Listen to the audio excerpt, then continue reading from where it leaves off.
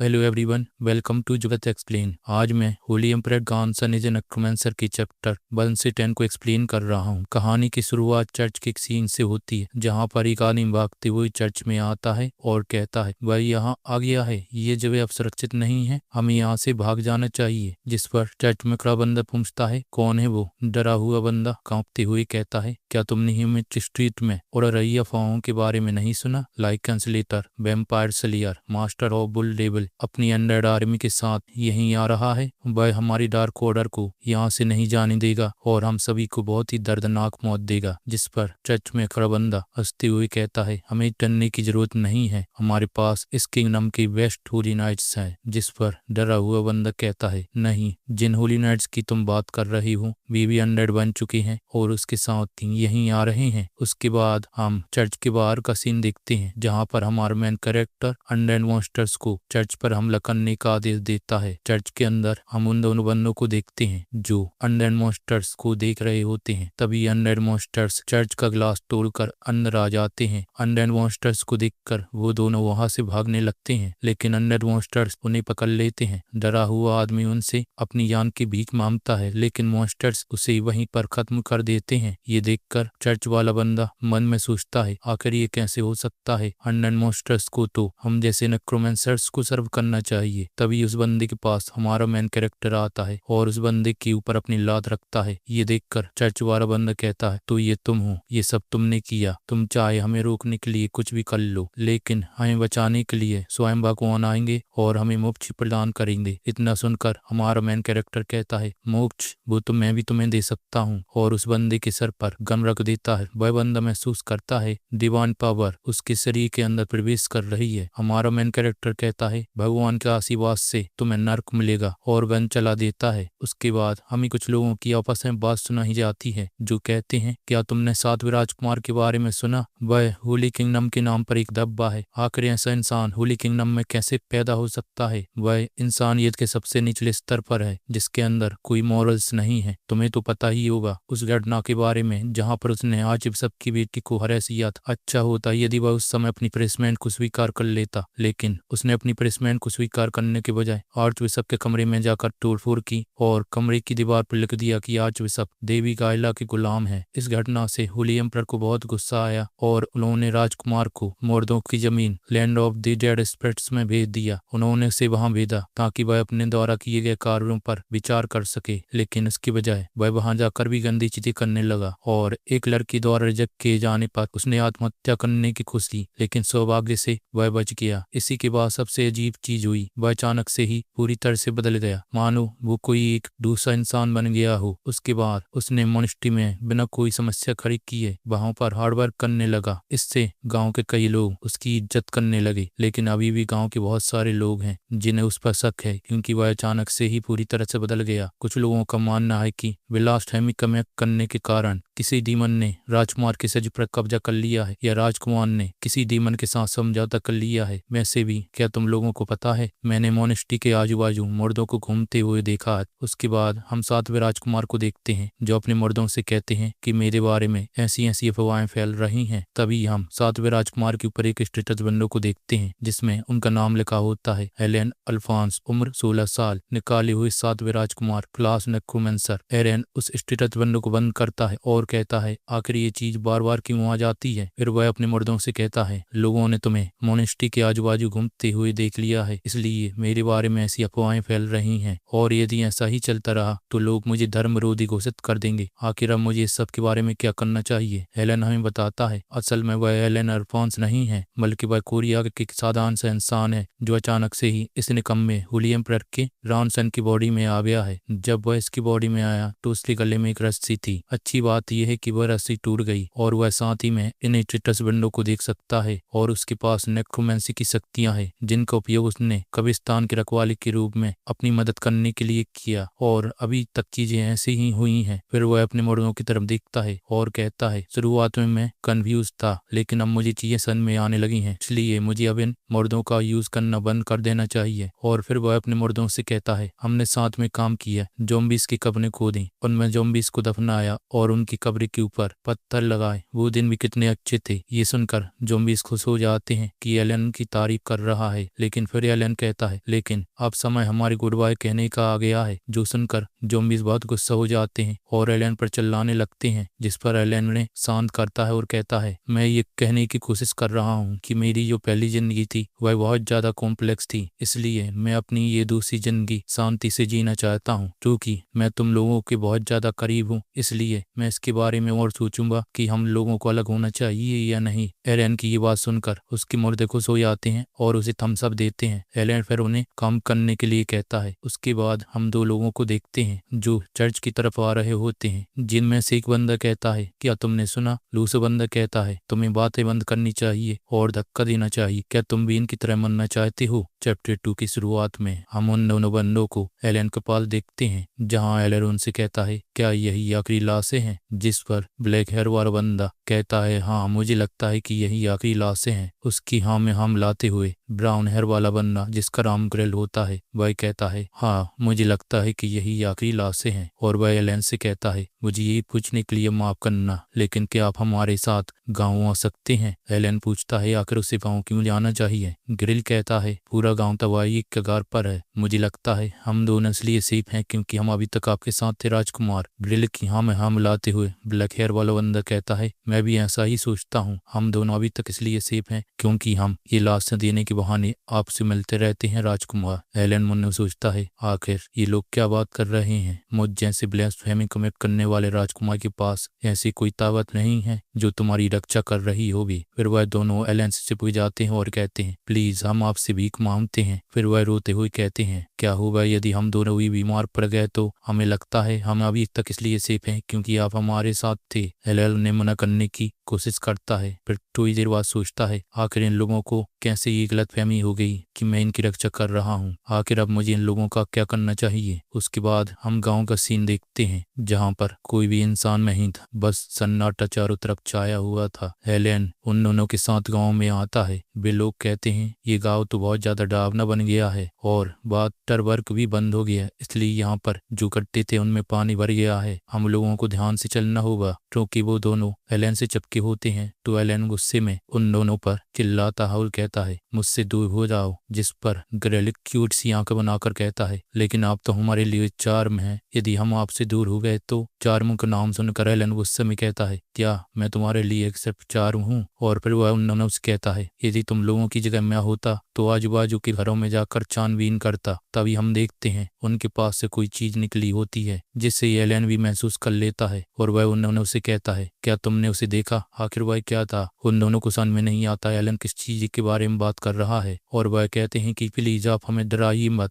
Elon उन दोनों को छोड़कर जाने लगता है कि ठीक है मैं अकेला जाकर ही चेक करके आता हूँ वहां पर क्या था। एलन को वहां से जाते हुए देख वो दोनों चौंक जाते हैं और कहते हैं प्लीज हमें यहाँ अकेला छोड़कर मत जाइए। उसके बाद एलन जब उस चीज के पीछे जाता है तो वह वरना सोचता है मुझे इसके बारे में अच्छा फील नहीं हो रहा है, मुझे पक्का यकीन है यहाँ पर कुछ तो है। भले ही इसकी फिरजेंस बहुत ज्यादा सिंपल है लेकिन इसके अंदर से मुझे एक जानलेवा और महसूस हो रहा है। तभी एलन को पीछे से चीखी आवाज आती है और वह तुरंत पीछे पलट कर देखता है, लेकिन वह देखता है कि वहां पर तो एक चूहा है। हम देखते हैं वह चूहा, उसकी आंखें अचानक से लाल हो जाती हैं और बहुत सारे चूहे अपने बिल से बाहर आते हैं और एलन पर हमला कर देते हैं। एलन इस सिचुएशन को समझ नहीं पाता और साथ ही में वह ज़ॉम्बी चूहे एलन के शरीर पर चढ़ने लगते हैं। उन चूहों से बचने के लिए एलन अपना फावड़ा हवा में घुमाता है ताकि चूहे इससे दूर चले जाएं। एलन कहता है तो यही चूहे वह कारण है जिसके कारण गांव की ऐसी हालत हुई है। तभी हम एलन के फावड़े को देखते हैं, इसमें से अचानक से ही डिवाइन पावर आने लगती है और जैसे ही वह उस डिवाइन पावर से चूहों पर हमला करता है तो जहीन वह इकट्ठा पड़ जाता है और बहुत से चूहे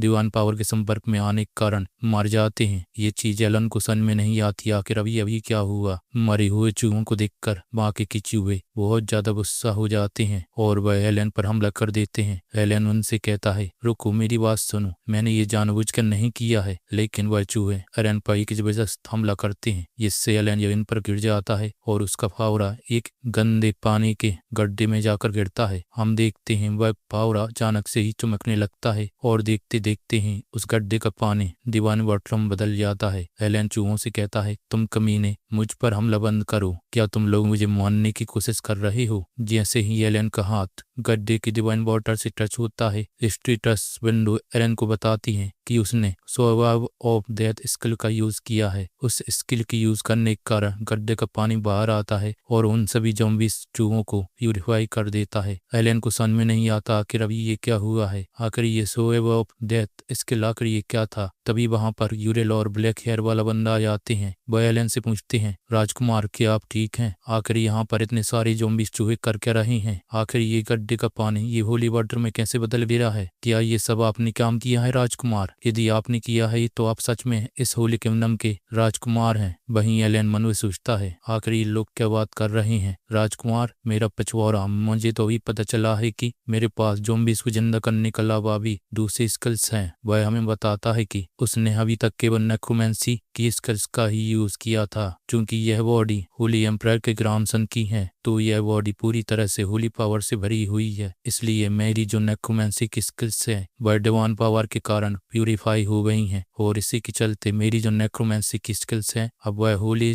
नेक्रोमेंसी स्किल्स बन गई हैं। इसलिए पहले मैंने जिन मुर्दों को जिंदा किया था वो इतने ज्यादा काइंड थे। तभी एलन को सामने वाले घर से एक लड़की आते हुए देखती है। उसे देखकर ब्लैक हेयर वाला बंदा कहता है, मैंने सोचा था यहाँ पर सभी लोग मर गए लेकिन यहाँ पर तो एक बच्चा जिंदा है। वह उस लड़की को पहचान जाता है और कहता है, ये तो सार्लेट है जो हमारे घर के बाजू में रहती है। और फिर वह सार्लेट को आवाज लगाता है और पूछता है, सार्लेट तुम्हारे माता पिता कहाँ हैं? ये तो अच्छा है कि तुम ठीक हो, चलो यहाँ आ जाओ। हम सार्लेट के हाथ में एक चाकू देखते हैं। वह उन दोनों बंदों पर हमला करते हुए एलन पर हमला करती है। एलन अपने फावड़े की मदद से उसके हमले को रोकता है और मन में सोचता है, आखिर ये लड़की कौन है? क्या ये एक ज़ॉम्बीज़ गर्ल है? और फिर वह पीछे हटता है और मन में सोचता है, नहीं, जिस तरह से वह उस चाकू को चला रही है उसे देखकर लगता नहीं है कि वह अभी पूरी तरह से ज़ॉम्बीज़ बनी है। वहीं हम सार्लेट को देखते हैं जिसकी पूरी आंख लाल हुई होती है और उससे एक डार्क ऑरा बाहर निकल रहा होता है। सार्लेट की आंखों से आंसू आने लगते हैं और वह गुर्राते हुए कहती है, मॉम डैड आप कहाँ पर हैं? ये देखकर उसके बाद सार्लेट एलन पर हमला कर देती है। एलन उस हमले को अपने पावर की मदद से रोकता है। हम देखते हैं एलन के हमले के कारण फावरी पर एक दरार पड़ जाती है। उस दरार से डिवाइन पावर बाहर निकलने लगती है। उस डिवाइन पावर के संपर्क में आते ही सार्लेट का शरीर जलने लगता है। ये देखकर एलन मन में सोचता है, तो इसका मतलब है जब इनका शरीर होली पावर के संपर्क में आता है तो वह जलने लगता है। और वह मन में सोचता है, यदि ऐसा ही चलता रहा तो मैं इसे और ज्यादा घायल कर दूंगा। और फिर उसे एक आइडिया आता है और वह सार्लेट को डिवाइन वाटर वाले गड्ढे में डुबा देता है। डिवाइन वाटर के संपर्क में आते ही सार्लेट बहुत ज्यादा दर्द में चिल्लाती है। एलन उसे पकड़कर जबरदस्ती गड्ढे के पानी में डुबाए रखता है और कहता है, बस थोड़ी देर और सहन कर लो, मुझे इसके अलावा और कोई रास्ता असल में नहीं आ रहा था। हम देखते हैं कि सार्लेट होली वाटर के कारण तड़प रही होती है। फिर हम कुछ देर बाद का सीन देखते हैं जहाँ पर सार्लेट की आंखें नॉर्मल हो जाती हैं। उसके बाद हमें चर्च का सीन दिखाया जाता है जहाँ पर गांव के बहुत सारे लोग आते हैं और एक बुड्ढा एलन से कहता है, हमने सुना है कि आपने उन सभी चूहों को मार दिया है जिन्होंने गांव पर हमला किया था। हमने ये भी सुना कि आपने सार्लेट नाम की एक लड़की को बचाया है, क्या आप हमारी मदद कर सकते हैं? एलन कहता है, मैंने किसी इंसान को नहीं बचाया। जिस पर बुड्ढा कहता है, क्या? एलन अपनी बुक बंद करता है और कहता है, वो लड़की जिसकी तुम बात कर रहे हो वो तो ऊपर पहुंच गई है। चैप्टर 3 की स्टार्टिंग में एलन गांव वालों से कहता है, वो लड़की वो तो ऊपर पहुंच गई है, आखिर मैं लोगों को कैसे बचा सकता हूँ? हाँ, मेरे शरीर के अंदर जरूर होली एम्परर का खून दौड़ रहा है लेकिन मेरे पास उनके ऐसी कोई एबिलिटी नहीं है। ये सुनकर गांव वाले नाराज हो जाते हैं और कहते हैं, हम आखिर अब क्या करें? हम यहाँ इस आशा में आए थे कि आप हमें बचा लेंगे। एलन को उनकी इस हालत को देखकर तरस आ जाता है और वह उनसे पूछता है, वैसे तुम लोगों को किसने बताया कि मैंने लोगों की जान बचाई है? वह लोग जवाब देने वाले होते ही नहीं है कि तभी वहां गिरल आता है और कहता है, राजकुमार सार्लेट को होश आ गया है, ये तो आप ही की मेहरबानी है कि वह अभी जिंदा है। वह आज ज्यादा थकी हुई लग रही थी इसलिए मैंने उसे वापस सुला दिया है। जब ग्रिल इतने सारे लोगों को देखता है तो वह चुप हो जाता है और कहता है, लगता है अभी आपके पास बहुत सारे गेस्ट आए हैं। ग्रिल की बात सुनकर गांव वाले गुस्से में एलन को देखते हैं और कहते हैं, तुमने कहा था वह ऊपर पहुंच गई, आखिर तुम अब कहना क्या चाहते हो? एलन उनसे कहता है, जो भी हो। फिर कुछ देर सोचने के बाद वह कहता है, ठीक है, मुझे लगता है कि मुझे तुम लोगों की मदद करनी चाहिए। आखिर मेरे पास तुम लोगों से ज्यादा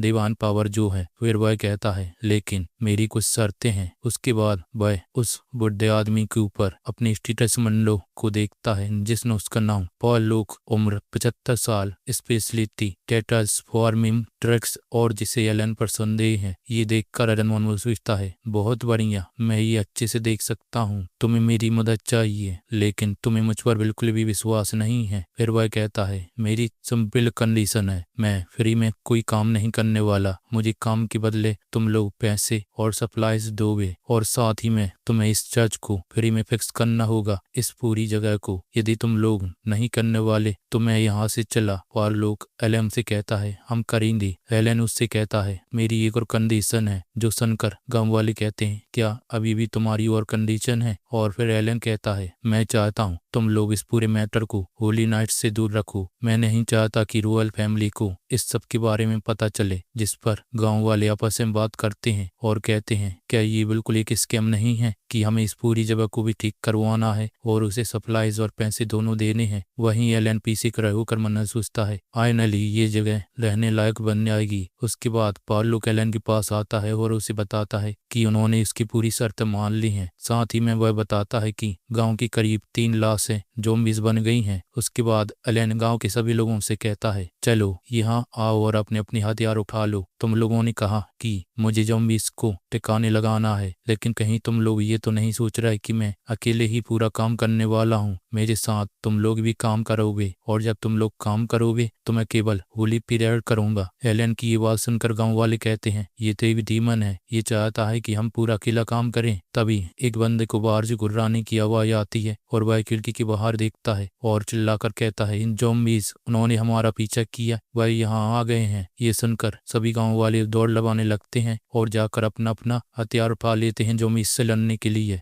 वहीं एरन बाहर का सीन देखकर चौंक जाता है जहां पर ज़ॉम्बीज की एक बहुत बड़ी आर्मी चर्च की तरफ बढ़ रही थी। उस आर्मी को देखकर एलन पॉल लुक पर चिल्लाता और कहता है चीप आखिर तुम्हारा क्या मतलब था? क्या ये तुम्हें 30 ज़ॉम्बीज दिख रहे हैं? चीप कहता है वो क्या है ना, मैं बुढ़ा हो गया हूँ इसलिए मुझे अब अच्छे से दिखाई नहीं देता, इसलिए माफ करना। एलन गुस्से में कहता है क्या तुम अब मुझसे मजाक करने की मूड में हो? उसके बाद हम कुछ समय बाद का सीन देखते हैं जहाँ पर सभी गाँव वाले ज़ॉम्बीज से लड़ रहे होते हैं। वहीं एलन अपनी इसके सर्वाइवल ऑफ डेथ की मदद से ज़ॉम्बीज पर डिवाइन वाटर से हमला कर रहा होता है जिससे ज़ॉम्बीज वहीं पर खत्म हो रहे थे। एलन फिर हमें बताता है कि इन स्किल्स का यूज करना इतना ज्यादा ही मुश्किल नहीं है क्योंकि यहाँ आने से पहले वह पहले भी एक नेक्रोमैंसर था। उसने एक वर्चुअल रियलिटी बेस्ड गेम में बीटा टेस्टिंग के दौरान भाग लिया था ताकि वह कुछ पैसे कमा सके और उस गेम में उसने अपनी क्लास नेक्रोमैंसर को चुना था। उसी गेम में जब वह गेम की टेस्टिंग कर रहा था तब अचानक से ही मशीन में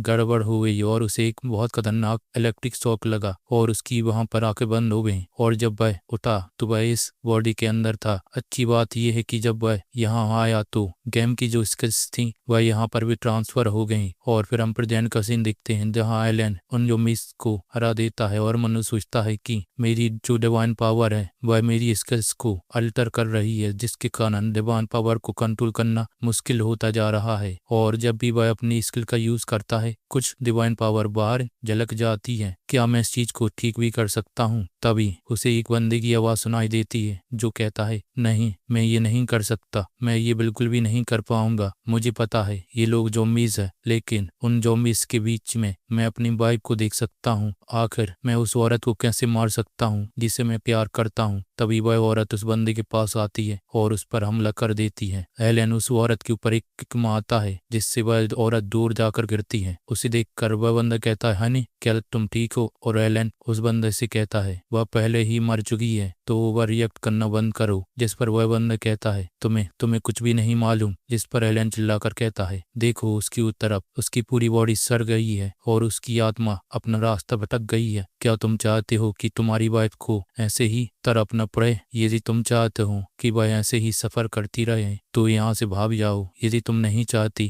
कि उसे और ज्यादा सफर करना पड़े तो रोना बंद करो और उसे मार दो। तभी एलन पर कुछ ज़ॉम्बीज हमला कर देते हैं। एलन उन ज़ॉम्बीज के हमले से बचता है। तभी वह आसमान में कुछ देखता है। आसमान से कोई नीचे आता है और उन सभी ज़ॉम्बीज को वहीं ढेर कर देता है। हम देखते हैं ये साल लेट होती है जो एलन से कहती है, राजकुमार क्या आप ठीक हैं? चैप्टर 4 की स्टार्ट में हम सार्लेट के पास्ट को सीन देखते हैं, जहां सार्लेट हमें बताती है कि उसकी माँ ने बताया था पतझड़ और सर्दी का समय प्लेग का समय होता है। इस समय ज़ॉम्बीज़ इसलिए आते हैं ताकि वह अगली साल हेल्दी रह सकें। मेरी माँ ने अभी तक जो भी मुझे बताया मुझे उस पर विश्वास था। उसके बाद हम सार्लेट को भागते हुए अपने घर की तरफ आते हुए देखते हैं। सार्लेट घर का दरवाजा खोलती है और चिल्लाकर कहती है, मॉम डैड बाहर चूहों का एक झुंड है और उन सभी की आंखें लाल है। लेकिन सार्लेट कुछ देखकर चौंक जाती है। वह देखती है कि उसके फादर ज़ॉम्बीज़ बन गए हैं और उन्होंने अपनी वाइफ को काट लिया है। सार्लेट की माँ सार्लेट से रोते हुए कहती है, सार्लेट यहाँ से भाग जाओ, तुम्हारे डैड। सार्लेट डर के कारण वहीं खड़ी रहती है और मोम मोम चिल्लाती रहती है। सार्लेट अपनी आंखों के सामने देखती है कि उसके फादर ने उसकी मोम को काट लिया है। उसके फादर और उसकी मोम दोनों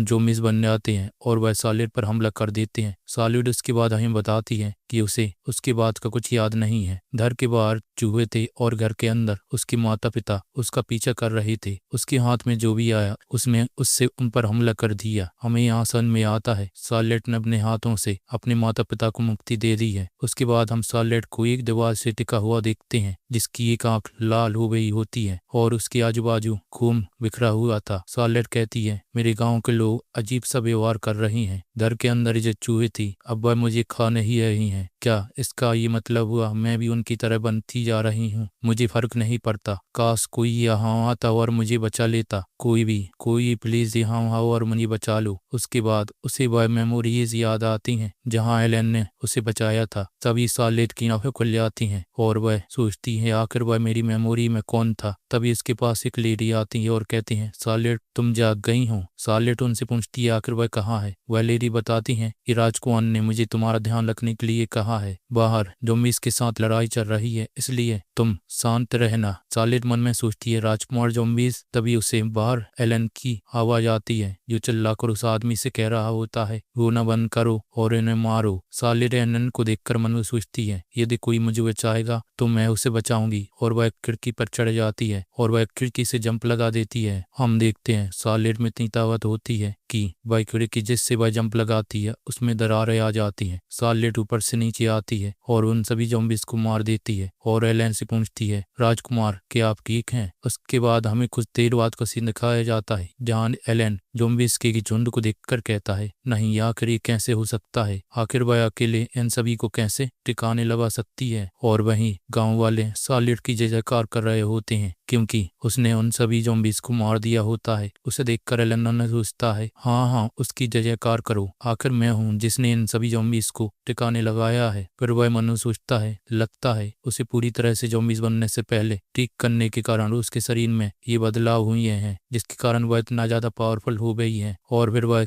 मन में सोचता है आखिर मुझे उसी बात क्या करनी चाहिए, मुझे तो अभी भी खुद की एबिलिटी के बारे में भी नहीं पता। फिर वह गाँव वालों के पास जाता है और कहता है तुम लोगों को ये सेलिब्रेशन अभी रोक देना चाहिए और जाकर अपने फैमिली मेंबर्स के अंतिम संस्कार की तैयारी करनी चाहिए। एलन कहता है मुझे पता है तुम सभी लोग थक गए हो लेकिन अच्छा होगा हम लोग इसे भी पूरा कर दें। आखिर वो लोग बहुत ज्यादा दर्द में होंगे, हमें उन्हें फ्री भी करना होगा इस सबसे। जिस पर वहाँ वाले एलन की बात मान जाते हैं। एलन और लोगों से कहता है मैं से क्लीनिंग रिचुअल में मैं तुम लोगों की मदद करने वाला हूँ। और फिर हमें एलन बताता है ये रिचुअल बहुत ज्यादा सिंपल है। जो लोग मर गए हैं हमें उनका अंतिम संस्कार करना होगा ताकि उनकी आत्माएं यहाँ वहाँ न भटके और उन्हें शांति मिल जाए। फिर एलन हमें बताता है कि उसे यहाँ इसलिए भेजा गया क्योंकि यह जगह land of the dead spirit है जहाँ पर लाशों का ज़ॉम्बीज़ बनना बहुत ज्यादा नॉर्मल है और उन लोगों को कोई ऐसा चाहिए था जो इन ज़ॉम्बीज़ को टिकाने लगा सके। फिर वह मन सोचता है कि अभी तक जो घटना हुई है वह बहुत ज्यादा अनयूजुअल है क्योंकि उसने अभी तक किसी वक्त में ऐसा रिकॉर्ड नहीं देखा जहाँ पर कोई गांव इतनी जल्दी तबाह हो गया हो। और वैसे भी ये समय वेव ऑफ डेथ का नहीं है इसलिए गांव का इतना जल्दी तबाह होना सेंस नहीं बनाता। फिर एलन चीफ के पास जाता है और कहता है चीफ। जिस पर पॉलो कहता है हाँ। एलन पूछता है क्या गांव में सब कुछ ठीक है, क्या गांव में कोई अजीब चीज हुई थी? जिस पर पॉलो कहता है नहीं ऐसी तो कोई अजीब चीज नहीं हुई, हाँ ये प्ले भी जरूर 1 महीने पहले स्टार्ट हुई थी। एलन नहीं सुनकर कहता है तो इसका मतलब है ये किसी ने जानबूझकर किया है होगा, ये जरूर एक नेक्रोमेंसर का काम होगा। एलन की बात सुनकर चीफ का मुंह मुंह खुला रह जाता है और वह कहते हैं, एक नेक्रोमेंसर, एक रीपर जो प्लेग फैलाता है, एक डीमन जो आत्माओं को गुलाम बनाता है। किसी ऐसे के बारे में सोचकर ही मुझे डिस्गस्टिंग फील हो रहा है। एलन अपने कान बंद कर लेता है और कहता है, हाँ हाँ, तुम्हें मुझसे भी डिस्गस्टिंग फील होगा जब तुम्हें पता चलेगा कि मैं भी एक नेक्रोमेंसर हूँ। फिर एलन मन में सोचता है, यदि मेरी थ्योरी सही है तो जो भी इन ज़ॉम्बीज़ को कंट्रोल कर रहा है वह आसपास ही होगा। मुझे नहीं पता आखिर मैं उसे इन सब के बीच में कैसे ढूंढूंगा। फिर वह वहां से जाते हुए गाँव वालों से कहता है, जो भी हो, मैं बहुत ज्यादा थक गया हूँ तो मैं अब सोने जा रहा हूँ, तुम लोग वहाँ की का काम संभाल लेना। जिस पर गाँव वाले कहते हैं, ठीक है राजकुमार। उसके बाद एरन अपने कमरे में आता है और बहुत ज्यादा थके होने के कारण उसकी आंख बहुत जल्दी लग जाती है, लेकिन कल सुबह उसकी आंख किसी की चिल्लाने के कारण खुल जाती है। एलन अपने कमरे से बाहर आता है और कहता है, आखिर तुम लोग इतनी सुबह सुबह क्या कर रहे हो। जिस पर गांव वालों से बताते हैं कि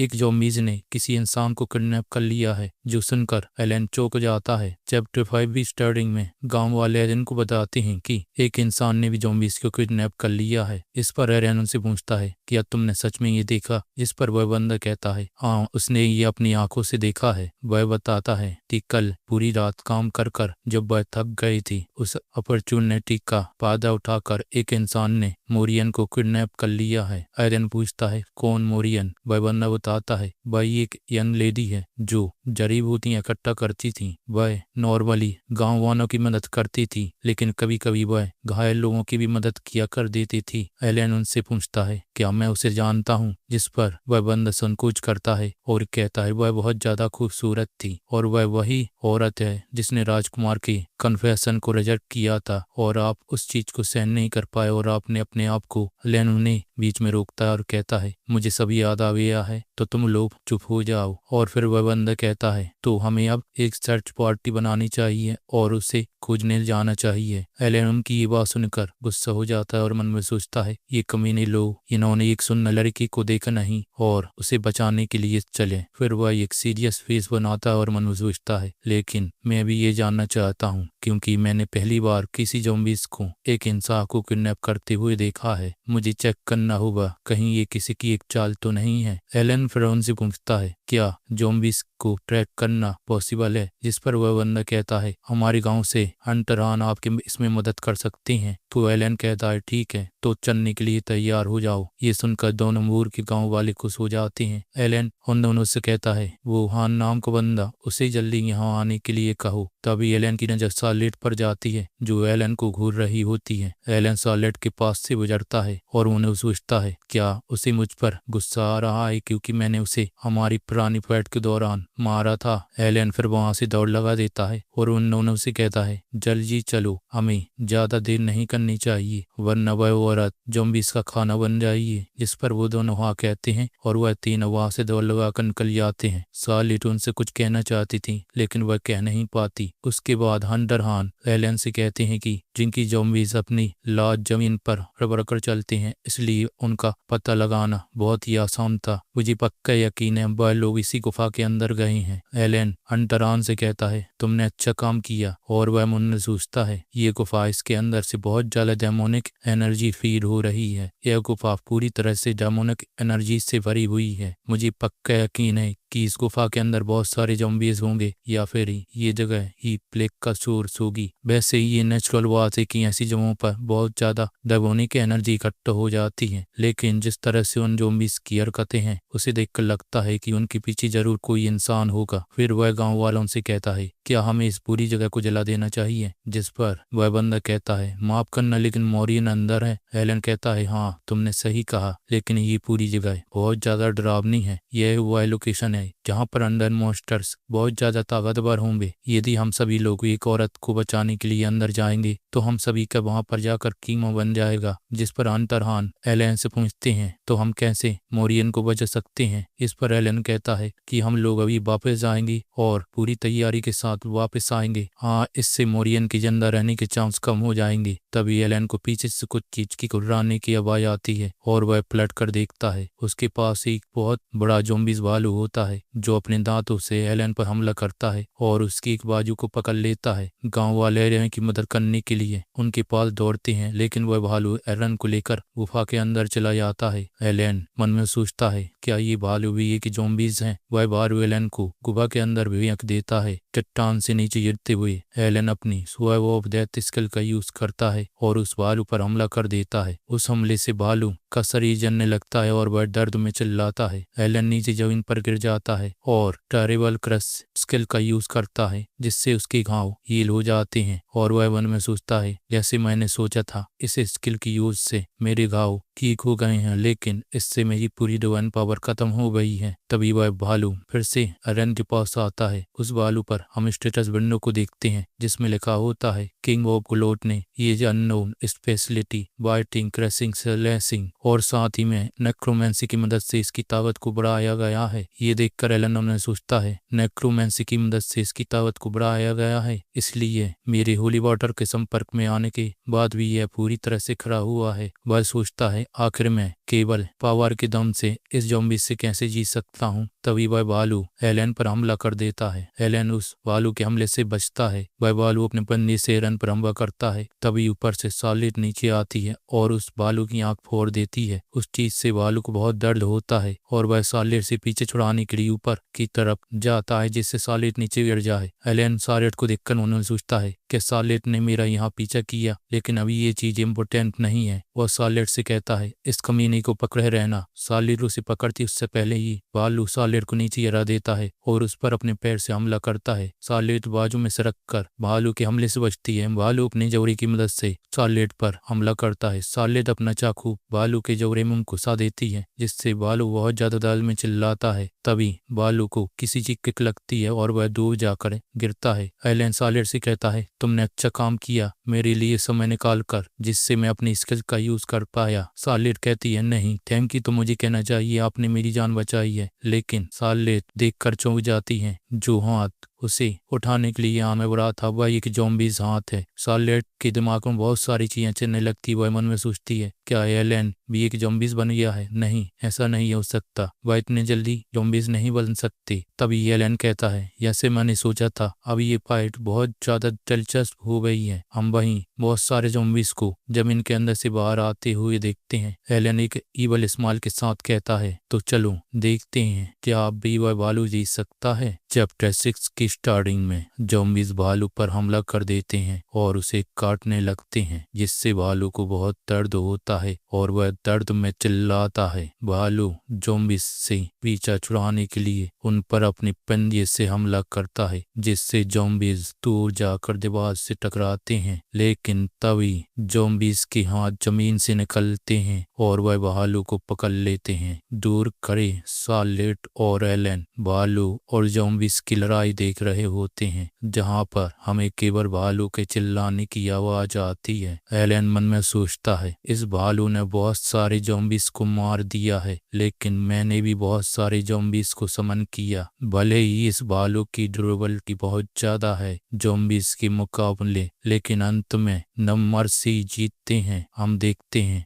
भालू इतना ज्यादा घायल हो जाता है कि वह एलन के सामने आकर गिरता है और अपना दम तोड़ देता है। सालिट भालू के सिर पर लगी अपनी चाकू निकालती है। एलन मन में सोचता है, इस लड़ाई का रिजल्ट तो पहले से ही तय था, क्योंकि ज़ॉम्बीज़ की संख्या बहुत ज्यादा थी। ज्यादा पावर उपयोग करने के कारण एलन सही से खड़ा नहीं हो पाता। ये देखकर सालिट चौंकती है और कहती है, राजकुमार क्या आप ठीक हैं? क्या आपको मेरी मदद की जरूरत है? और उसे अपने कंधे का सहारा देती है। एलन कहता है, मैं ठीक हूँ, मैंने केवल अपनी डिवाइन पावर का कुछ ज्यादा ही इस्तेमाल कर लिया है। और फिर वह मन में सोचता है, आखिर ये लड़की यहाँ क्यों आई है? क्या यह यहाँ मुझसे बदला लेने के लिए आई है जो मैंने इसे मारा था? और एलन कहता है, सालिट मैंने तुम्हें अपनी पूरी पावर्स दिखा दी हैं, जो कि मुझे राजमहल से बाहर निकाल दिया गया है। इसलिए मैं अपनी ये जिंदगी शांति से जीना चाहता हूँ। तो मैं आशा करता हूँ तुम मेरी पावर्स को सीक्रेट रखोगी। एलन जब ये बात बोल रहा होता है तो शार्लेट को लगता है कि वह बड़ी प्यार से बोल रहा है, लेकिन असल में एलन बहुत ज्यादा थक गया होता है और मन में सोचता है, प्लीज तुम मुझे यहाँ पर और परेशान मत करो और मुझे अकेला छोड़ दो। शार्लेट एलन से कहती हैं, आप मेरी लाइफ सर्वर हैं, मैं आपकी सभी विशेष मानवी। एलन को समझ में नहीं आता शार्लेट क्या कह रही है, तो वह पूछता है, लाइफ सर्वर? मैं आखिर कैसे? आखिर तुम्हें क्यों लगता है कि मैं तुम्हारा लाइफ सर्वर हूँ? शार्लेट इसका जवाब देती उससे पहले ऊपर गांव वाले आ जाते हैं और वह चिल्लाकर शार्लेट और राजकुमार को आवाज देते हैं। और अंटरहान शार्लेट से चिल्लाकर पूछता है, शार्लेट आखिर तुमने जंप क्यों लगा दी थी? और एलन से पूछता है, राजकुमार क्या आप ठीक हैं? हम गुफा को एक्सप्लोर करने वाले ईयर्स ले आए हैं। और वह रस्सी की मदद से नीचे उतरता है। एरन मन में सोचता है, मैं ठीक हूँ तो प्लीज वापस चले जाओ यहाँ से, तुम लोग मेरी बिल्कुल भी मदद नहीं करने वाले। और अंटरहान जैसे ही नीचे आते हैं वह ज़ॉम्बीज़ वालों को देखकर चौंक जाते हैं और कहते हैं, क्या इन सभी को आप दोनों ने हराया है? ये भालू, ये तो किंग ऑफ ग्लूटनी है, ना जाने इसने कितने लोगों को मारा होगा। इस पर शार्लेट जवाब देने वाली होती है, तभी एलन कहता है, मुझे लगता है कोई नेक्रोमैंसर इस गुफा के अंदर है। ये सुनकर शार्लेट और अंटरहान दोनों एलन को देखते हैं। एलन कहता है, नेक्रोमैंसर ने इस गुफा को अपना बेस बनाया होगा, क्योंकि यह भालू यहाँ पर था तो उसने अपने ज़ॉम्बीज़ की मदद से इसे खत्म कर दिया होगा, इसलिए ये इनकी लाशें अभी तक यहाँ पर हैं। और जब हम यहाँ आए थे तो यह पहले ही ऊपर पहुंच गए थे।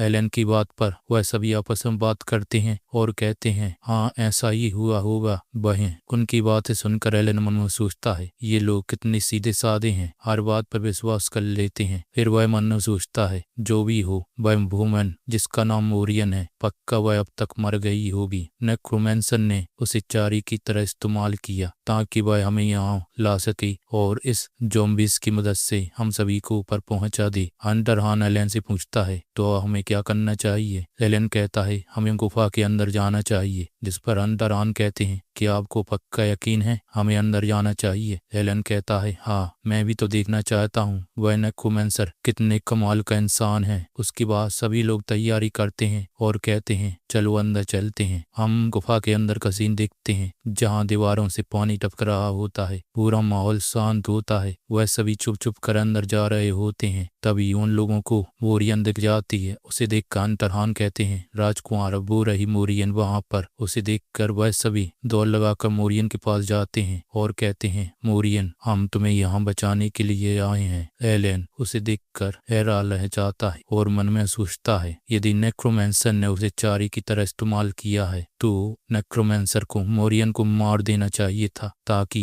वह इस सिचुएशन पर आसानी से कंट्रोल कर सके। तभी एलन को मोरियन के ऊपर स्ट्रीटल विंडो दिखती है। उसे देखकर वह चौंक जाता है। मोरियन बड़े प्यार से कहती है, राजकुमार आप सभी मुझे यहाँ बचाने के लिए आए हैं। तभी एलन मोरियन के पास जाता है और उस पर अपने फावरे से हमला कर देता है, जिससे मोरियन के मुंह से खून निकलता है और वह जमीन पर गिर जाती है। ये देखकर बाकी सभी लोगों के मुंह खुले रहते हैं कि आखिरी राजकुमार ने क्या किया। एलन मोरियन से कहता है, मुझे लगता है मुझे तुम्हें धार वाली साइड से मारना चाहिए था, ये मेरी गलती है, अगली बार ऐसी मिस्टेक नहीं होगी। वही अंटरहान एलन से पूछता है, राजकुमार आखिर आपको क्या समस्या है, आपने ऐसा क्यों किया? एलन पूछता है, क्या समस्या है? मैं ऐसे क्लियर ही देख सकता हूँ। उसके बाद हम मोरियन के ऊपर स्टेटस विंडो देखते हैं जिसमें उसका नाम लिखा होता है, मोरबना, उम्र 63 साल, स्पेशलिटी हनी ट्रैप, नेक्रोमैंसी, कर्स, असैसिनेशन, जो अभी बहुत ज्यादा नर्वस है। एलन मोरियन को देखकर मन में सोचता है, तो इसका मतलब मोरियन कोई चारा नहीं थी बल्कि वह खुद नेक्रोमैंसर है। मोरियन कपते हुए राजकुमार से कहती है, आपको जरूर कुछ गलतफहमी हुई है। एलन कहता है, मैं अब तुम्हारी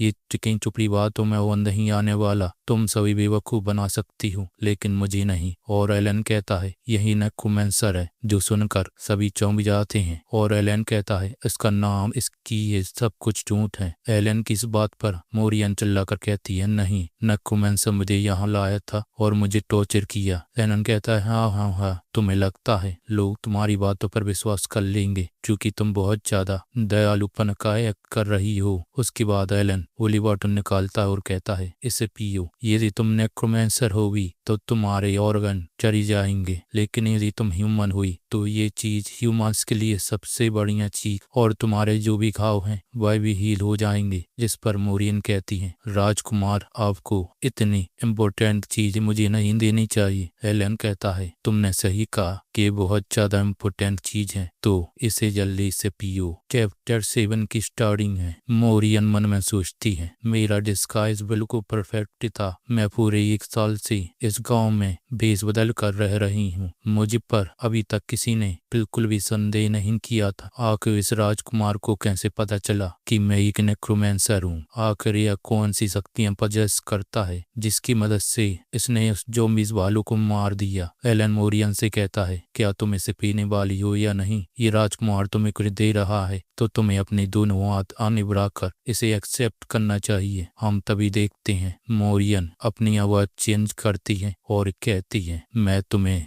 वेब ऑफ डेथ के समय मानने वाली थी, और उस पर हमला कर देती है। उस हमले से एलन की डिवाइन वाटर की बोतल नीचे गिरती है और बोतल टूट जाती है, और हम तभी देखते हैं जमीन के अंदर से स्केलेटन्स के हाथ बाहर निकल रहे होते हैं। मोरियन कहती है राजकुमार तुमने अपनी डेथ को बुलाया है। मैं चाहती थी कि तुम अपनी जिंदगी थोड़ी और जी लो, लेकिन अब तुम यहीं पर मरने वाले हो। तभी हम देखते हैं एलन उन स्केलेटन्स के सर पर फावरे से हमला करता है और उन्हें जमीन में वापस दटाने लगता है और कहता है तुम्हारी हिम्मत कैसे भी मेरे सामने इस तरह से एक्ट करने की? तुम अभी बिल्कुल वापस जमीन में चले जाओ, मैं जब तक अच्छे से कह रहा हूँ। जिस पर स्केलेटन्स को समझ में नहीं आता और वह वापस जमीन में जाने लगते हैं, जो देखकर मोरियन भी चौंक जाती है। तभी शार्लेट मोरियन के पीछे आती है और उस पर हमला कर देती है और उसे वहीं पर नीचे रखकर पकड़ लेती है। उसकी इस हरकत पर एलन कहता है तुमने अच्छा काम किया शार्लेट। वहीं मोरियन कहती है आखिर ये कैसे हो सकता है? आखिर तुमने मेरे स्केलेटन्स के साथ क्या किया है? ये फावड़ा ही तुम्हारी पावर का सोर्स है। जिस पर एलन कहता है हाँ, आजकल के फावड़े कुछ ज्यादा ही अच्छे आने लगे हैं। जिस पर मोरियन कहती है इसका मतलब है ये कोई नॉर्मल फावड़ा नहीं है, बल्कि यह एक होली रेलिका है। जिस पर एलन कहता है क्या तुम्हें सच में इस फावड़े के बारे में जानना चाहिए या फिर तुम्हें अपनी खुद की चिंता करनी चाहिए? वहीं शार्लेट मोरियन के गले पर चाकू रख देती है। उसके बाद हम कुछ देर का सीन देखते हैं जहां पर मोरियन की हालत खराब हो गई होती है, क्योंकि उन्होंने मोरियन को इतना मारा होता है कि उसका चेहरा ही सूज जाता है। मोरियन बताती है उसका नाम मोर्गना है, वह 63 साल की एक नेक्रोमेंसर है। ये सुनकर गांव वालों की आंखें खुली रह जाती हैं और उनका दिल टूट जाता है, क्योंकि वह पहले एक ब्यूटीफुल लड़की थी। एलन मोरियन से कहता है क्या तुम सब कुछ कन्फेस नहीं करने वाली? जिस पर मोरियन कहती है ठीक है, मैं बताने वाली हूँ कि मुझे यहाँ पर किसने तुम्हें मारने के लिए भेजा है, तो प्लीज मुझे मत मारना। जिस पर एलन कहता है तो तुम कह रही हो किसी ने तुम्हें यहाँ भेजा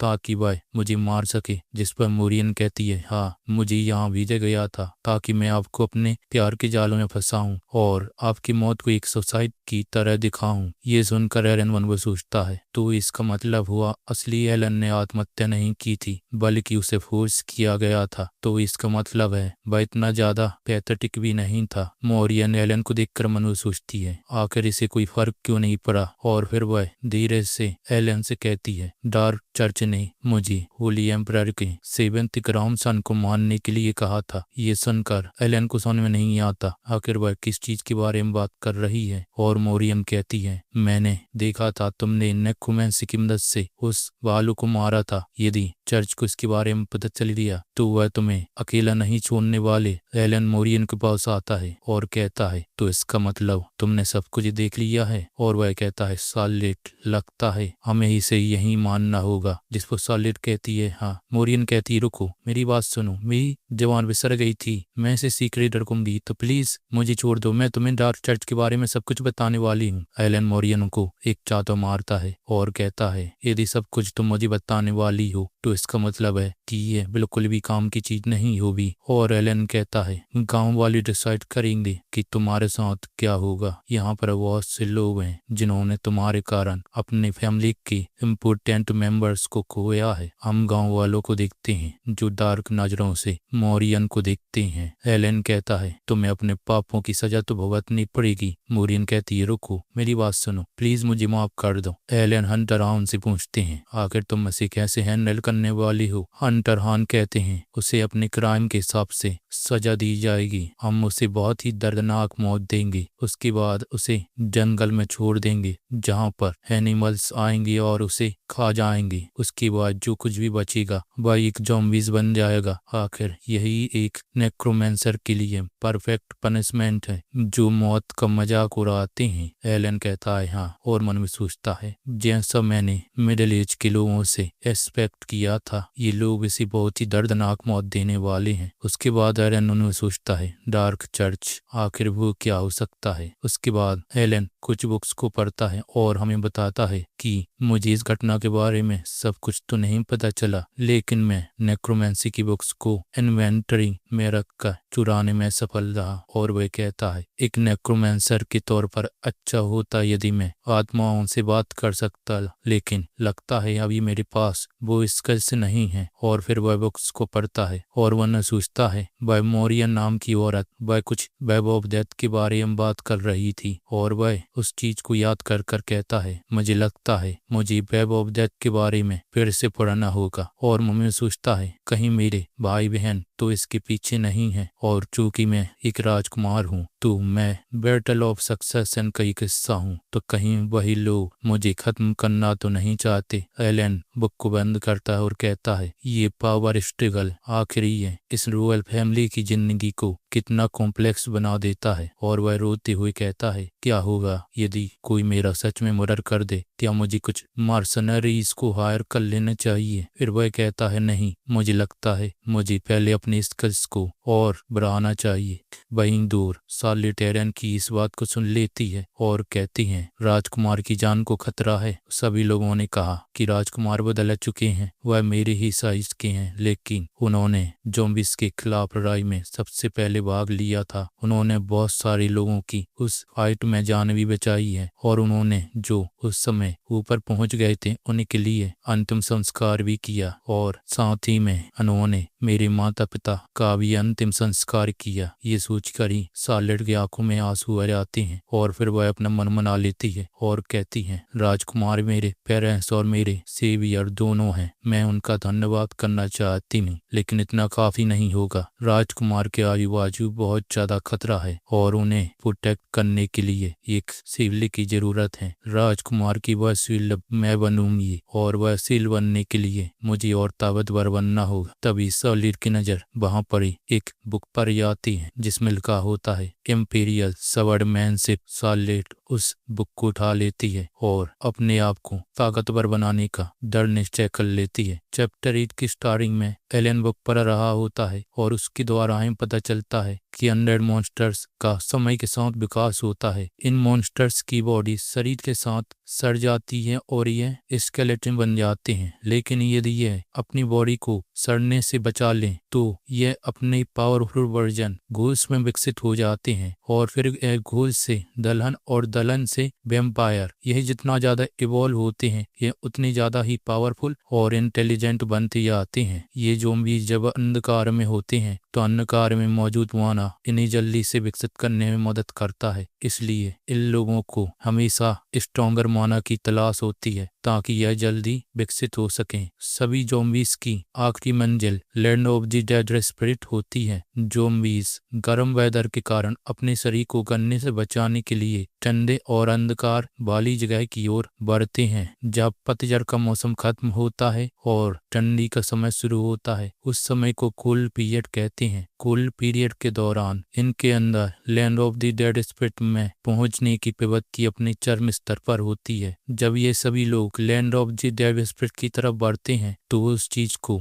वेब ऑफ डेथ कहते हैं। 25 दिसंबर वेब ऑफ डेथ के समय का सबसे ठंडा दिन होता है। यह वह दिन है जब लैंड ऑफ द डेड के किंग अमोन की मृत्यु हुई थी, और यही वह दिन है जब सबसे ज्यादा undead monsters land of the dead spirits में आते हैं ताकि वह अपने जीवन को फिर से क्लेम कर सके। एलन बुक को बंद करता है और कहता है और बोलता है कि अभी वेब ऑफ डेथ को आने के लिए 1 महीना बचा है, और वह मन में सोचता है तो वह बीच मुझे वेब ऑफ डेथ के समय ज़ॉम्बीज़ के द्वारा मारना चाहती थी। तभी एलन के पास शार्लेट आती है और कहती है, राजकुमार, मैं आपकी ये बुक रखने में मदद कर देती हूँ। जिस पर एलन उसे बुक देता है और हमें बताता है कि उसने उसे यहाँ पर काम करने के लिए नहीं कहा था, फिर भी वह हर दिन चर्च में आती है और उसकी बुकों को ऑर्गेनाइज करती है। साथ ही में वह यहाँ की साफ सफाई और उसके लिए खाना भी बनाती है। साथ ही में एलन को उसे पे भी नहीं करना पड़ता। एलन शार्लेट को देखकर सोचता है क्या उसे उसका इस तरह से फायदा उठाना चाहिए। फिर वह सोचता है वह जो भी हो, वह जब अपने इस काम से सेटिस्फाइड हो जाएगी तो वह स्वयं ही यहाँ से चली जाएगी। और फिर वह हम बताता है कि जो उसने अभी तक सुना है उसके हिसाब से ग्रिल ने शार्लेट को अपनी बेटी के तौर पर अपना लिया है। इससे शार्लेट के पास एक घर है जहाँ वह जा सकती है। वो बेवकूफ ग्रिल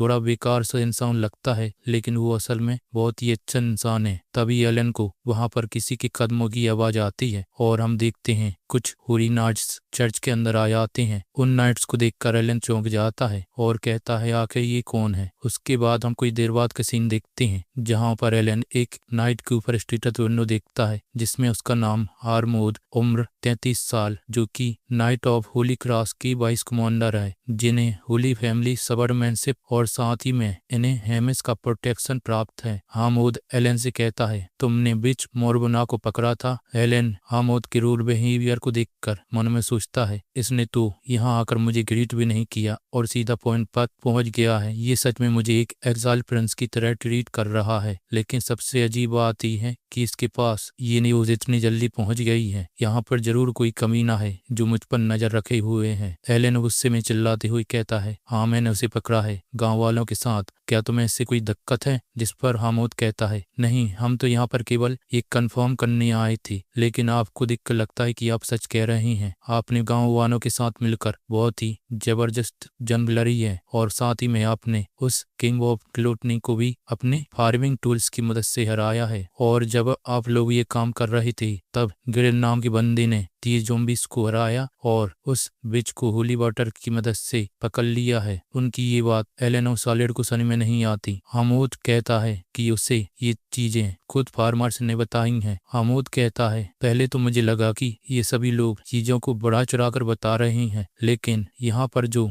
जंग के निशान है उसे देखकर लगता है कि उस ग्रिल ने जो भी कहा था वह सब सच था। और फिर हामोद एलन से पूछता है कि आपको पता है मोर्गना डार्क चर्च से बिलोंग करती हैं। एलन कहता है हाँ, मैंने इससे ये सुना था। वह जिस तरह से कह रही थी उसे देखकर तो लग रहा था कि ये डार्क चर्च बहुत ही सीक्रेट चीज है, लेकिन तुम जिस तरह से बात कर रहे हो उसे देखकर लगता है यह सभी को पता है। जिस पर हामोद कहता है हाँ, आपने सही कहा। ऐसा इसलिए है क्योंकि यह बहुत ही दुष्ट ऑर्गेनाइजेशन है। अभी तक मोरबना ने अकेले ही 5 गांवों को तबाह कर दिया था। ये सुनकर एलन कहता है तो इसका मतलब है मैं यहाँ पर भी बेवकूफों की तरह भटक रहा था। हामोद को एलन की बात पर भरोसा नहीं होता और वो कहता है कि आपने सच में उस बिच मोरबना को पकड़ा है। जिस पर एलन गुस्से में कहता है क्या तुमने इसके बारे में पहले ही नहीं सुन लिया है। उसे जान से मार दिया गया है और उसकी बॉडी को जंगल में फेंक दिया है। जिस पर हामोद कहता है तो क्या आप वह थे जिसने ये सब किया है। एलन कहता है आखिर तुम क्या सोचते हो मेरे बारे में। क्या मेरे पास ऐसी कोई पावर है जो मैं अकेला ये सब कर सकता हूँ। एलन मन में सोचता है हाँ, ये सच है कि मैंने उसे पकड़ा था, लेकिन मैं इनके सामने अपनी पावर्स को रिवील नहीं करना चाहता। और वैसे भी हामोद को गलतफहमी हुई है कि ग्रिल ने ही अकेला सारा कुछ काम किया है, तो मुझे इनकी ये गलतफहमी रहने देनी चाहिए। फिर एलन नाटक करता है और कहता है कि मैं तो केवल वहां दूर खड़ा था और मैं इतना ज्यादा डर गया था कि मैंने अपने पैंट को ही गीला कर लिया था। एलन की ये नौटंकी देखकर हामोद को घिना आती है और वह मन में कहता है कि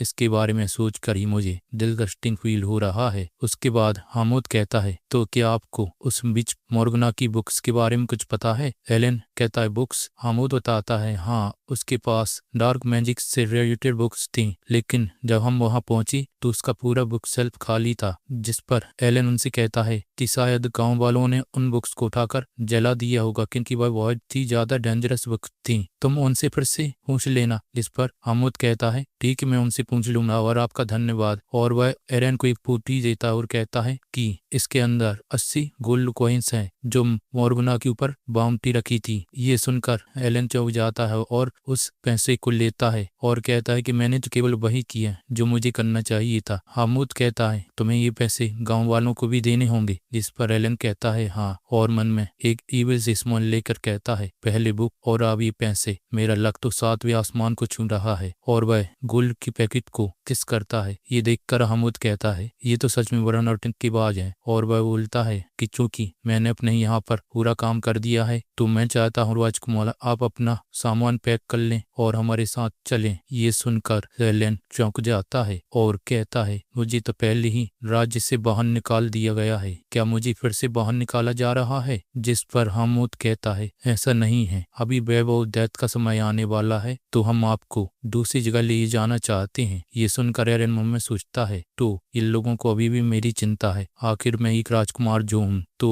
एलन हामुद से कहता है तो मुझे कहाँ भेजा जा रहा है, इंपीरियल पैलेस या फिर कहीं साउथ में कोई गर्म जगह पर। जिस पर हामुद कहता है आपको ऐसी कोई जगह नहीं भेजा जा रहा है, आप हमारे साथ लोनिया स्टेट में आ रही हैं। ये सुनकर एलन का मुंह खुला रह जाता है और हामुद बताता है कि लोनिया स्टेट पहुंचने में हमें आधा दिन का समय लग जाएगा। एलन पूछता है यदि हम लोनिया स्टेट चली भी गए तो भी तो हम अभी भी land of the dead spirit में होंगे, तो वहां जाने का मतलब ही क्या होगा। हामुद बताता है वहां जाने का मतलब है लोनिया स्टेट को वेब ऑफ डेथ को रोकने के लिए बनाया गया है और वेब ऑफ डेथ के समय ज़ॉम्बी से फाइट करने के लिए हम लोग कैदी और सैनिकों को इकट्ठा कर रहे हैं। एलन कहता है अभी ये मत कहना तुम। एलन की इस बात पर हामुद अपना सिर हाँ में हिलाता है और कहता है हाँ आपने सही सोचा, वहां पर कई लोगों की मौत होगी, इसलिए हम चाहते हैं आप लोनिया स्ट्रीट में उन सभी के लिए एक फ्यूनरल रखें। चैप्टर 9 की स्टार्टिंग में हम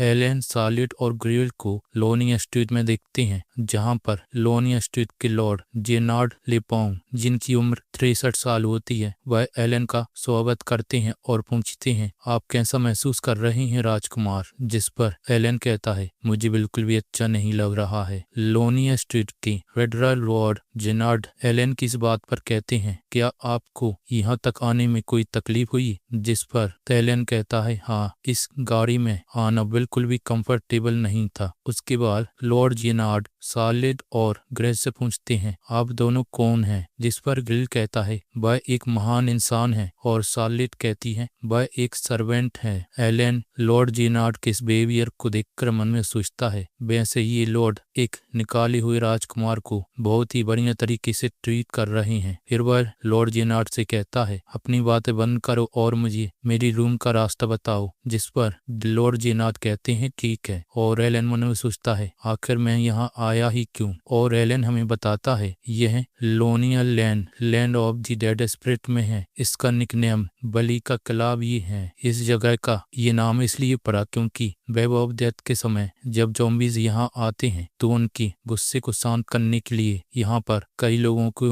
उनके से लड़ने के लिए भेज दिया जाता है और वह ज़ॉम्बीज उनको मारकर अपना गुस्सा दूर करते हैं। एक प्रकार से उन सभी को बलि के रूप में ज़ॉम्बीज के सामने फेंक दिया जाता है। और एलन बताता है इस किले की दीवारों का केवल एक ही मकसद है, वो है वेब ऑफ डेथ को रोकना। वेब ऑफ डेथ के समय यहाँ के लोगों को 1 महीने तक ज़ॉम्बीज से लड़ना होता है और 1 महीने के बाद स्प्रिंग का मौसम आ जाता है जिससे कि वेब ऑफ डेथ उस समय समाप्त हो जाती है। उसके बाद हम कैदियों को देखते हैं जिन्हें जंग के लिए इकट्ठा किया जा रहा होता है। ऊपर से हेलन ये नज़ारा देखता है और हम उससे कहता है क्या यही वो कैदी और सोल्जर्स हैं जो फ्रंट लाइन में लड़ाई करेंगे। जिस पर हामुद कहता है आपने सही कहा और आपका केवल यहाँ पर इतना काम है कि जो घायल लोग होंगे उन्हें आपको ठीक करना होगा और मरे हुए लोगों का अंतिम संस्कार करना होगा। हेलन कहता है मुझे लगता है मैं ये कर सकता हूँ। तभी हामुद उसे बताता है कि हर साल करीब 2 से 3 हजार लोगों की मौत होती है। जो सुनकर एलन के शरीर में दरारें पड़ जाती हैं और वह पूछता कहता है, क्या कोई इसकी मदद करने के लिए है यहाँ पर? जिस पर हामुद बताता है कि करीब 80 प्रीस्ट हैं जो एलन की प्यूरिफिकेशन रिचुअल में मदद करेंगे और सोल्जर्स एलन की अंतिम संस्कार में मदद करेंगे, तो उसे चिंता करने की जरूरत नहीं है। वैसे कभी कभी ऐसा भी हो जाता है कि कुछ लोग ज्यादा काम करने की वजह से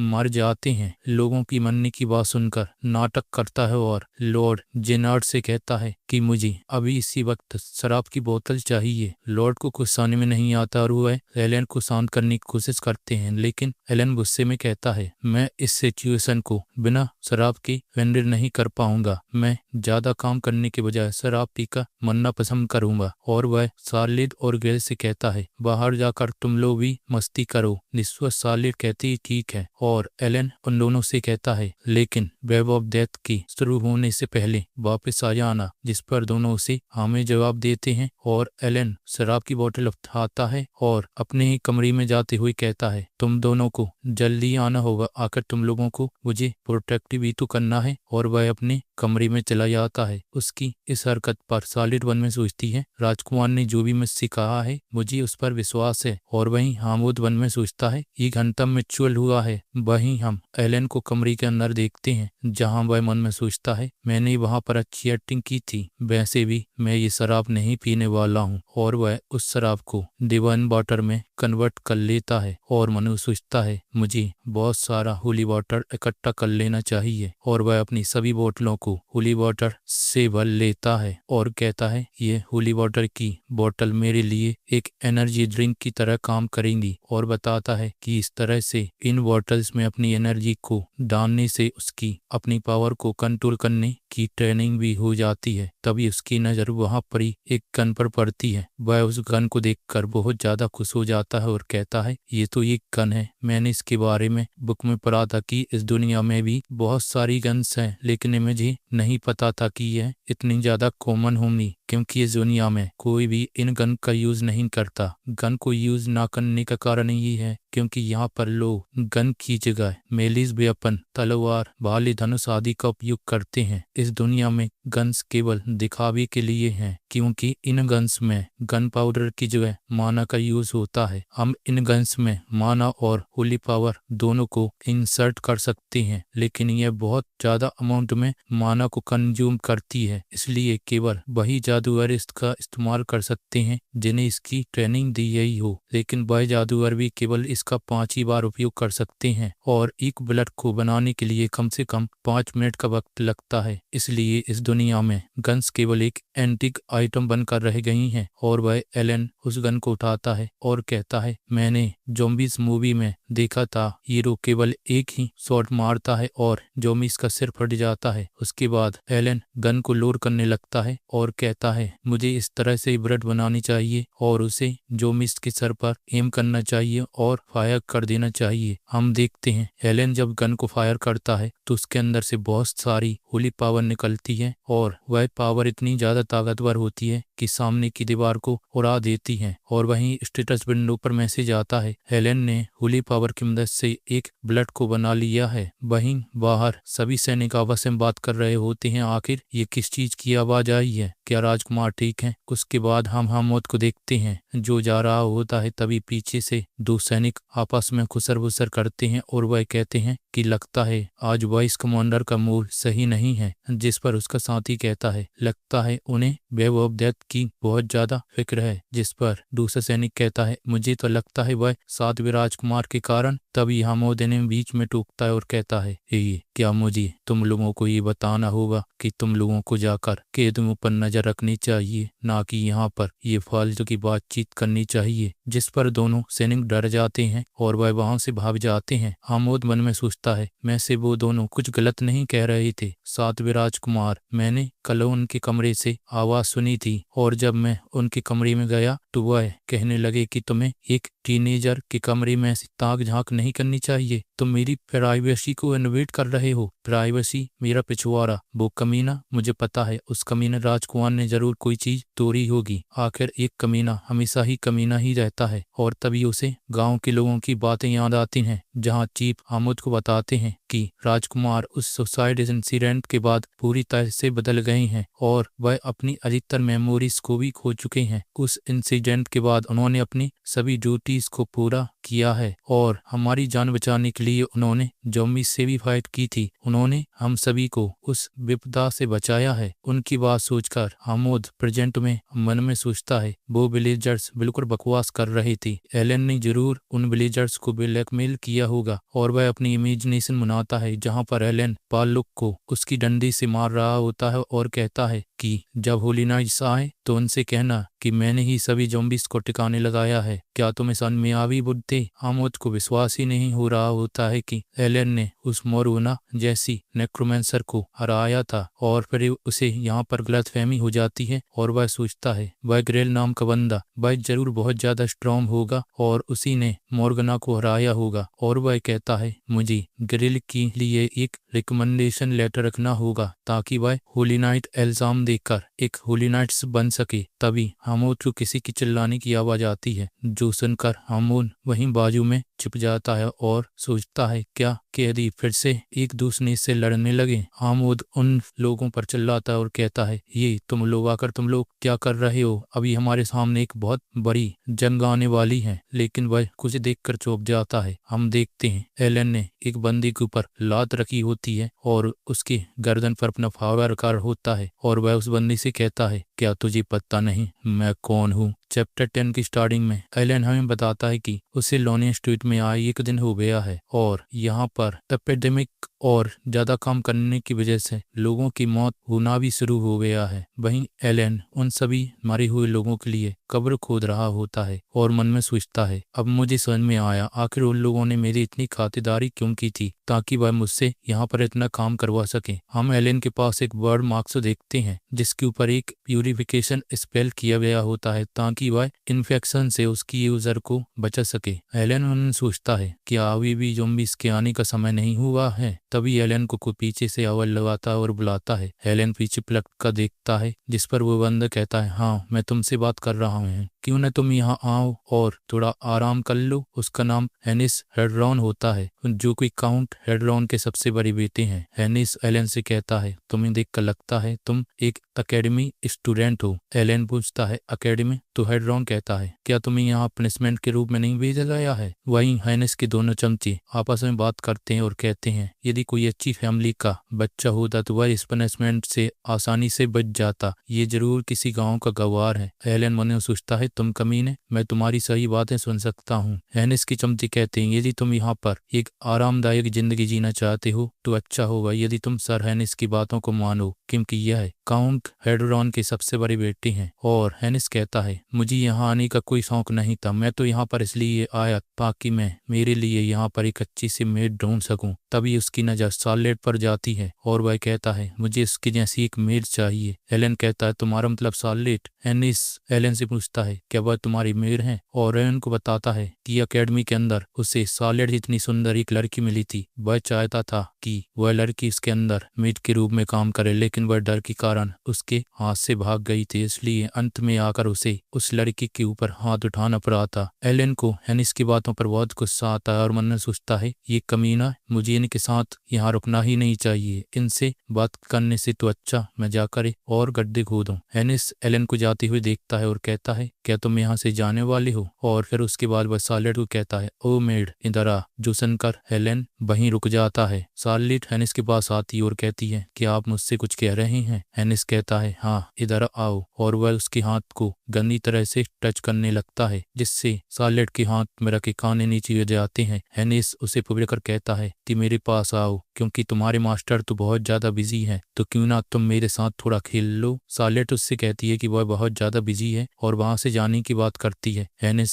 उसके हाथ को पकड़ता और कहता है क्या तुम्हें सुन में नहीं आ रहा आखिर क्या चल रहा है? और मैं से भी हम जैसे नौबत के लिए तुम जैसे छोटी नाली कीड़ों के साथ खेलना ये तुम्हारे लिए सौभाग्य की बात है। सार्लेट उसके हाथ को दबा देती है जिससे हैनिस को बहुत दर्द होता है। सार्लेट के हाथों में इतनी पावर होती है कि हैनिस केवल दर्द में चिल्ला रहा होता है। वहीं दूर एलन उन्हें देखता है और मन में सोचता है यदि सार्लेट उसके हाथ को ऐसे ही पकड़े रही तो वह उसके हाथ को तोड़ देगी। सार्लेट हैनिस के हाथ को छोड़ देती है। हैनिस कहता है ये कमीनी बिच, यही एक बेवकूफ बिच है जिसके पास ताकत के अलावा कुछ भी नहीं है। तभी एलन उसके पास आता है और कहता है तुम्हारी बकवास बंद हो गई है तो अब शांत हो जाओ। तभी हैनिस चिल्लाकर कहता है मैं तुम्हें देखकर ही बता सकता हूँ कि तुम्हारी माता पिता एक राक्षस होंगी जिन्होंने अपना ये राक्षसी ब्लड तुम्हारे अंदर पास किया है। जो सुनकर एलन चौंक जाता है और हानिस सार्लेट की ओर बुराई करता है और कहता है वैसे भी तुम्हारे land of the dead spirit के आधे से ज्यादा लोग ज़ॉम्बीज बन जाते हैं और तुम्हारी फैमिली भी जल्दी ज़ॉम्बीज बन जाएगी। एलन को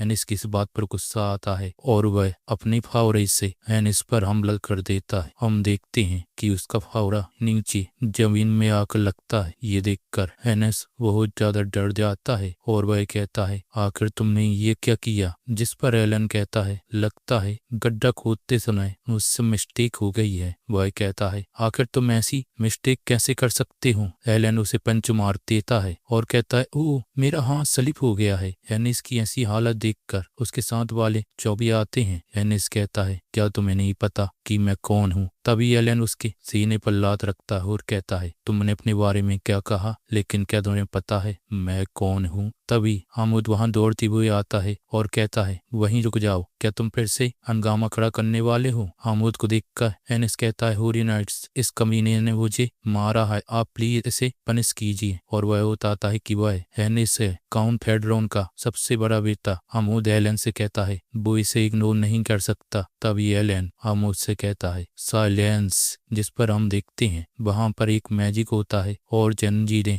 एलन के शरीर से निकलती हैं और वह सभी को वहीं पर जकड़ लेती हैं। ये देखकर हामुद मन में सोचता है आखिर ये क्या है, मेरी आवाज बाहर नहीं निकल रही है। अब ये मत कहना कि ये एक होली पावर द्वारा किया गया जादू है। एलन कहता है हामुद इस कमीने को बताओ कि मैं कौन हूँ। जिस पर हामुद को सल में नहीं आता और वह अपने आप बोलने लगता है कि ये हैं एलन अल्फाल्स होली एम्परर की सातवीं ग्रैंडसन। जो सुनकर हैनिस चौंक जाता है। एलन कहता है तुम्हें अवसान में आया, आखिर तुम किसकी मेड के साथ इस तरह का खराब व्यवहार कर रही थी। हैनिस एलन को देखकर कांप रहा होता है। एलन कहता है तुम्हें डरने की जरूरत नहीं है, यदि तुम चुपचाप से माफी मांग लो तो कोई भी ज्यादा दिक्कत नहीं होने वाली। उसके बाद हम एलन को जेल में देखते हैं जहां पर उसे हैनिस को मारने के जुर्म में जेल के अंदर बंद कर दिया गया था। एलन सार्लेट से कहता है लगता है उन्हें कोई प्रॉब्लम हुई है। सार्लेट कहती है सर होली नाइट्स के हिसाब से आपने एक नोबल मैन के बेटे को मारा है, इसलिए आपको माफ नहीं किया जा सकता। और वह एलन से कहती है मुझे माफ करना, मेरे कारण आपको ये सजा मिली है। एलन कहता है मैं भी तो आखिर होली एम्परर के ग्रैंडसन का बेटा हूँ। फिर वह कहता है कि ये सब कुछ हो रहा है वह उस कमीने के कारण हो रहा है, तुम्हें चिंता करने की जरूरत नहीं है, मैं अपना थोड़ा समय यहाँ पर बुक पढ़कर बिता लूंगा। और वह कहता है बाहर ऐसे बर्फीले मौसम में कब्र खोदने से अच्छा यहाँ जेल के अंदर है। और वहीं हामुद किले के ऊपर खड़ा होता है। तभी एक सैनिक आता है और कहता है वाइस कमांडर हमने कैदियों को स्नो हटाने का काम दे दिया है, लेकिन स्नो इतनी ज्यादा है कि हम उसे जल्दी जल्दी हटा नहीं पा रहे हैं। वहीं हामुद अपने मन में एलन के उस जादू के बारे में सोच रहा होता है कि क्या वह सेवेंथ प्रेस ने किया था, क्या उन्हें पता है कि वह होली पावर की मदद से जादू भी कर सकते हैं। और वह सोचता है भले ही वह कितना भी निकम्मा क्यों ना हो, आखिर उसकी रगों में होली एम्परर का खून दौड़ रहा है, इसलिए वह उस चालू का इस्तेमाल कर पाया। तभी वह सैनिक चिल्लाकर कहता है वाइस कमांडर। जिस पर हामुद अपने विचारों से बाहर आता है और वह कहता है ठीक है, हम लगातार दीवार के बाजू की सुनो को